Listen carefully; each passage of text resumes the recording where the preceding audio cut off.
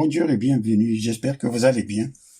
Dans cette vidéo, on va traiter de corriger les exercices numéro 2, numéro 3, de concours d'accès à la faculté de médecine et de pharmacie de Rabat, année 2019-2020.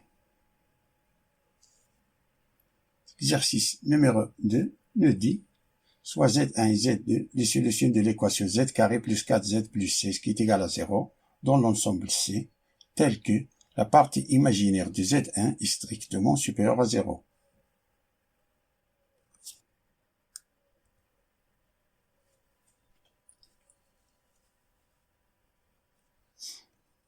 Dans la question numéro 5, on a 4 propositions. Parmi ces 4 propositions, il faut cocher seulement celles qui sont correctes. On a Z carré plus 4Z plus 16 est égal à 0. Ça, c'est une équation de second degré. Donc, le discriminant delta est égal, c'est B au carré moins 4AC, c'est-à-dire 4 au carré moins 4 fois 1, on est C1, fois C, c'est 16, qui est égal 4 au carré, c'est 16, moins 4 fois 6, c'est 64. 6 moins 64, c'est moins 48. Moins 48 est inférieur à 0. Donc, Z est égal à moins 4 plus ou moins I racine de moins 2 delta, c'est-à-dire racine de 48, divisé par 2 fois 1, 2A.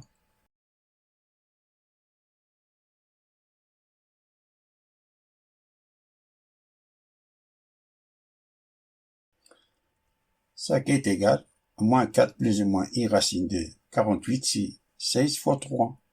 Tout divisé par 2 qui est égal à moins 4 plus ou moins racine de 16 fois 3, c'est racine de 16 fois racine de 3. Et racine de 16, c'est 4. Alors ça est égal à moins 4 plus ou moins 4, I racine de 3. Tout divisé par 2. Alors si on factorise le numérateur par 2, ça nous donne moins 2 plus ou moins 2i racine de 3. Et d'après l'énoncé, on a la partie imaginaire de Z1 strictement supérieure à 0. Alors, Z1, c'est moins 2.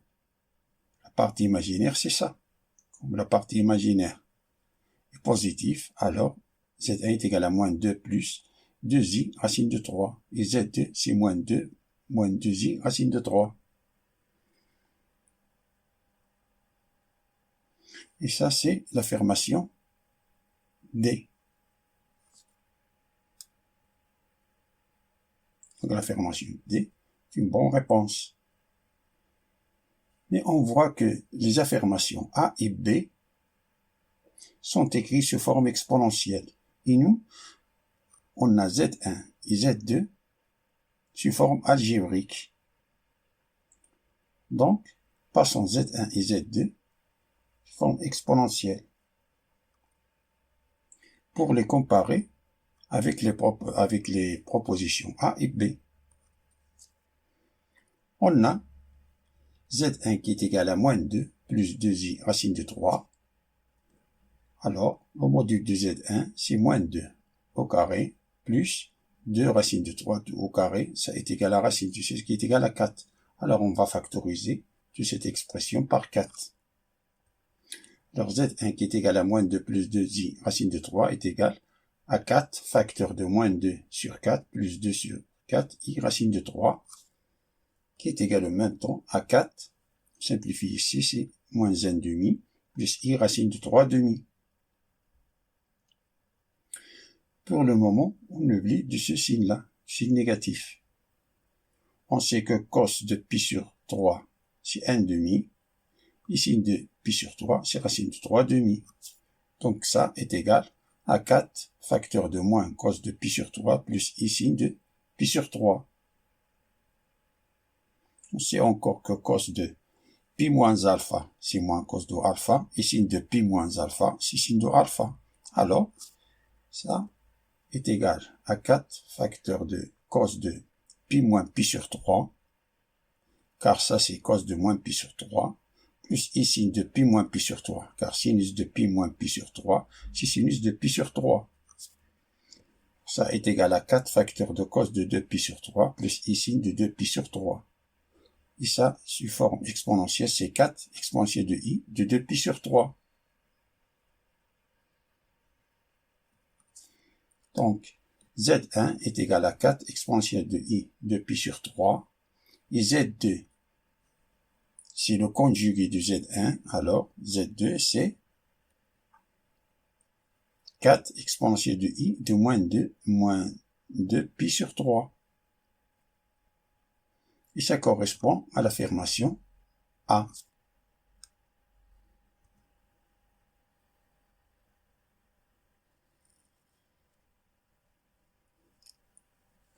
On peut utiliser une deuxième méthode.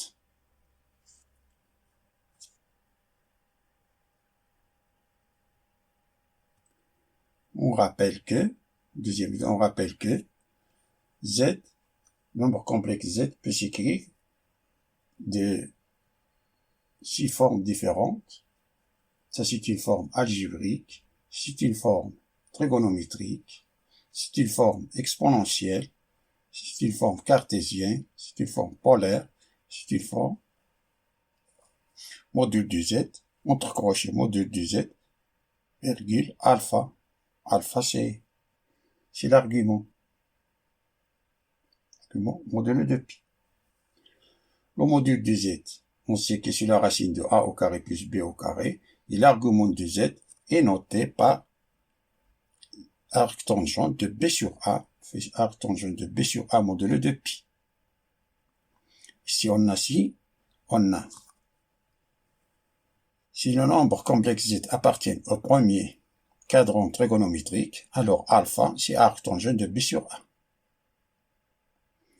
Si Z appartient au deuxième cadran trigonométrique, alors alpha, c'est arc tangent de b sur a plus pi.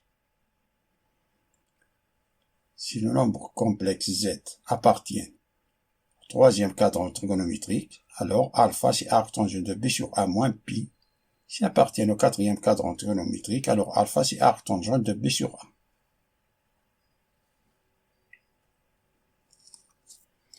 Alors, on a Z qui est égal à moins 2 plus 2i racine de 3, c'est-à-dire la partie réelle est négative, c'est-à-dire on est ici, et la partie imaginaire positive.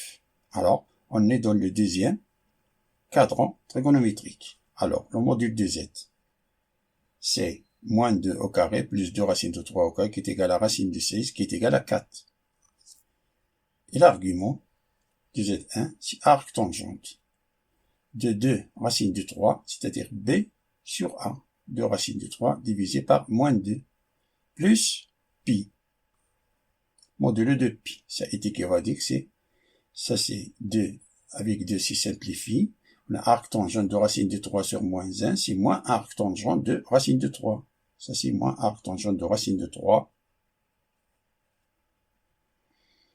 plus pi, modulo de pi, qui est égal arc tangente de racine de 3, on sait que la tangente de pi sur 3, tangente de pi sur 3, c'est racine de 3. Alors on a ça, ça nous donne, tout ça, ça nous donne moins pi sur 3, plus pi, modulo de pi, ça qui va dire c'est, on calcule ça, c'est moins pi plus 3, puis c'est 2 pi divisé par 3, modulo de pi. Ça, c'est l'argument de Z1. Donc, Z1 est égal à 4 au module exponentielle de i de pi sur 3 et Z2.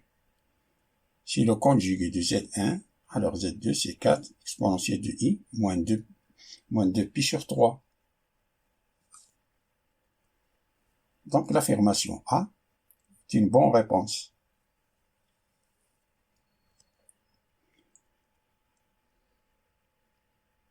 Passons à la question numéro 6, qui nous dit, on a 4 affirmations. Qu'il faut cocher les affirmations qui sont justes.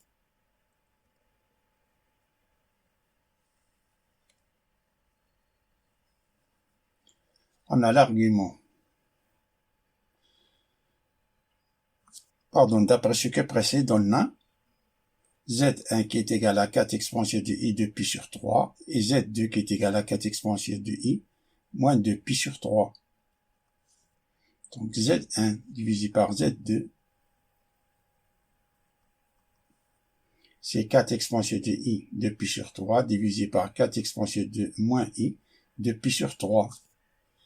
Les 4 se simplifient, ça nous donne exponentielle de I de pi sur 3 fois exponentielle de I de pi sur 3. Car on a 1 sur a à la puissance n est égal à la puissance moins n, où a est différente de 0.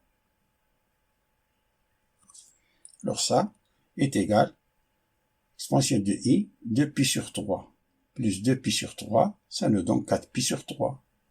Comme on a le même dénominateur, et il suffit d'additionner les numérateurs, c'est 4 pi sur 3.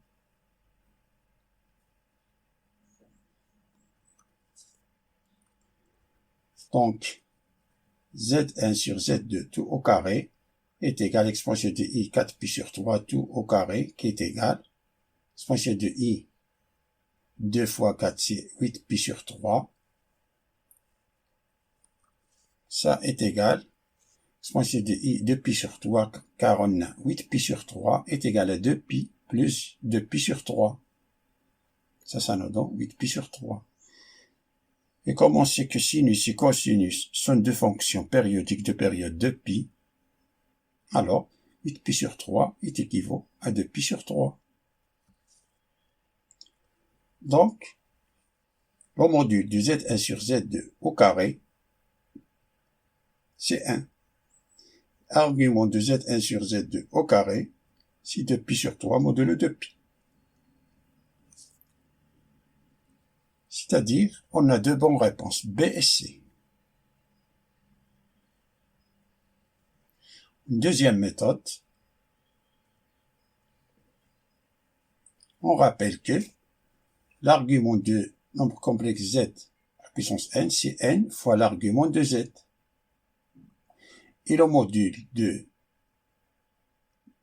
n'importe quel d'un nombre à la puissance n, c'est le module de A fois le module de A, etc. n fois. Alors, Z1 sur Z2 qui est égal à l'exponentielle de I 4 pi sur 3. Donc, le module de Z1 sur Z2 est égal à 1. Donc, le module de Z1 sur Z2 au carré, c'est Z1 sur Z2 fois le module de Z1 sur Z2 qui est égal à 1 fois 1 qui est égal à 1. Et l'argument de Z1 sur Z2 au carré, c'est 2 fois l'argument de Z1 sur Z2 qui est égal à 2, 4 pi sur 3 qui est égal à 8 pi sur 3, qui équivaut à 2 pi sur 3, car 8 pi sur 3 est égal à 2 pi plus 2 pi sur 3.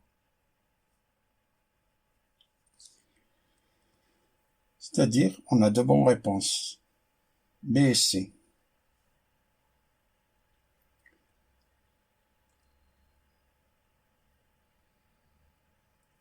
Passons à l'exercice numéro 3, qui nous dit on considère une expérience aléatoire ayant 4 issues possibles notées W1, W2, W3 et W4. De probabilités respectives P1, P2, P3 et P4. On suppose que P1, P2, P3 et P4 constituent dans cet ordre les termes d'une suite arithmétique de raison 1/9. Question 7. La question 7, on a 4 affirmations. Parmi ces 4 affirmations, il faut cocher les bonnes réponses.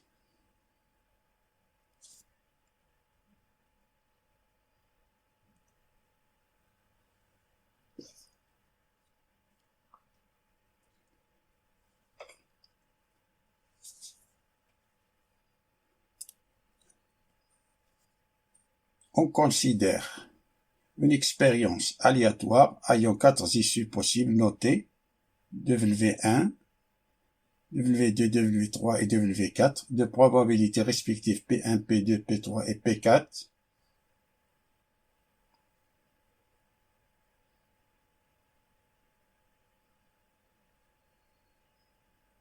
on suppose que P1, P2, P3 et P4 constituent dans cet ordre les termes d'une suite arithmétique de raison 1/9. Tout d'abord, on rappelle qu'une suite arithmétique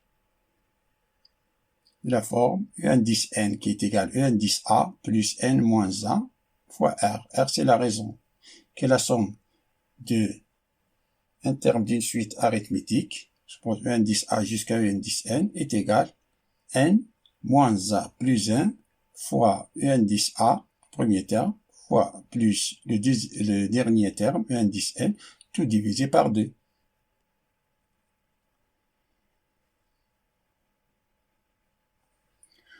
On a ici 4 disjonctés possibles, 2V1, 2V2, 2V3, et que la probabilité respective P1, P2, P3 et P4. Terme 18 arithmétique. Donc, ici, on a la probabilité 1 plus la probabilité 2 plus la probabilité 3 plus la probabilité 4 est égal à 1.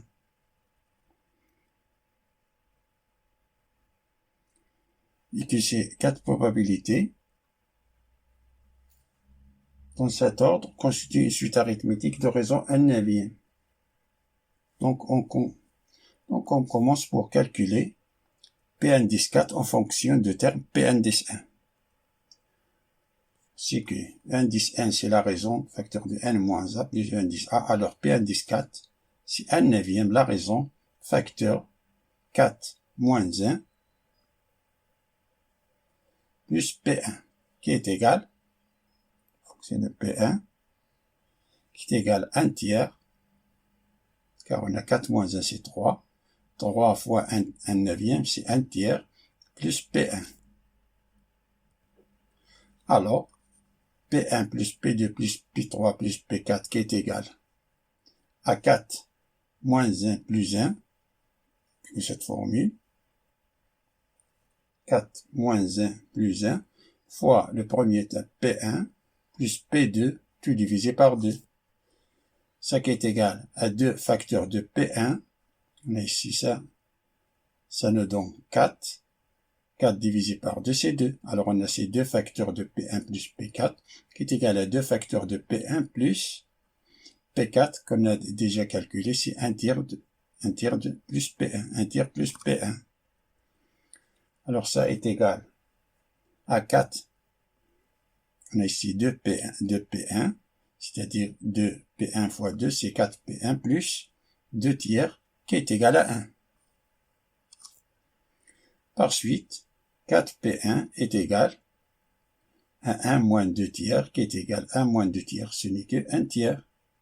Ce qui veut dire que P1 est égal à 1 sur 12. Donc l'affirmation D est une bonne réponse. Passons à vérifier P2, P3 et P4. On a P2, c'est 1/9, appliquez mes méthodes, 1/9, 2 moins 1 plus P1 qui est égal à 1/9 plus 1 sur 12 qui est égal, multiplie, ça c'est 12 plus 9, 21, divisé par 108, simplifie par 3, en haut et en bas, c'est 7 sur 36. Donc l'affirmation C est fausse.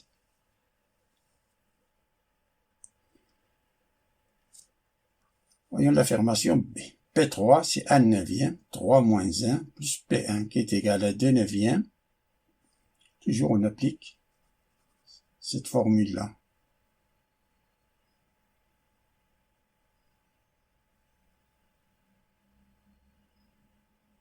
1/9, facteur de 3 moins 1 plus P1 qui est égal à 2/9, plus 1 sur 12 qui est égal à 30. Ça nous donne 33 sur 108. En divisant haut et bas par 3, ça nous donne 11 sur 36. Donc l'affirmation B est fausse.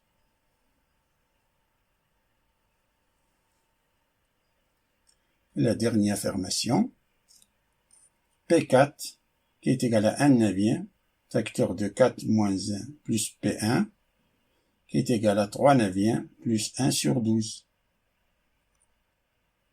qui est égal à 45 sur 108, qui est égal à 15, on divise en haut et en bas par 3, c'est 15 sur 36, qui est égal, on divise encore en haut et en bas par 3, ça nous donne 5 sur 12.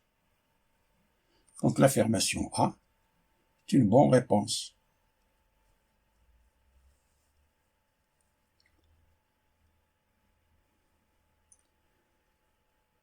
Fin de la résolution des exercices 2 et 3 du concours de médecine d'Ourava, année 2019.